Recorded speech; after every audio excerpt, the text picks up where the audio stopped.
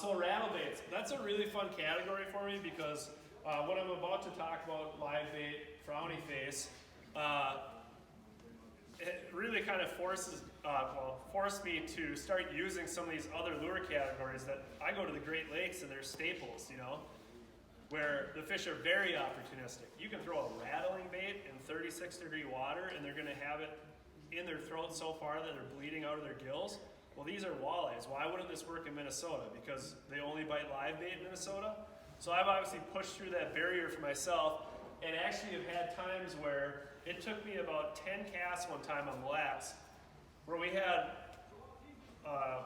$500 worth of spot tail shiners in my live well, and it went flat, calm, and sunny, and I picked up a rattle bait, and I swear in 10 casts, my other 3 buddies in the boat all had a rattle bait on. They would not touch a shiner minnow, and we're looking at them on our side imaging, and they're right there every cast. They just won't bite their #1 favorite minnow in the world to bite. So definitely in this conversation is a rattle bait.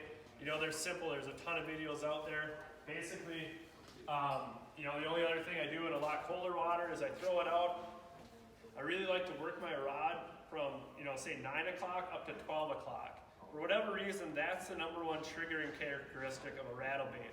It's really how that bait kind of slides down and is fleeing back to the bottom. So no matter what I'm doing, a lot of it is just purr it up like this and either let it coast down on tight line, or if it's a little warmer, they're a little more active, I want to go purr or and then I want to let off right away. So I want to let that bait free fall from that little top. That little flick is really key.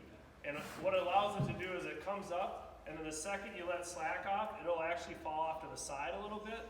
And then as I start reeling and I catch it as it's about to touch bottom, it'll like plane out and you'll really get some nice side-to-side action on it. So definitely my favorite little move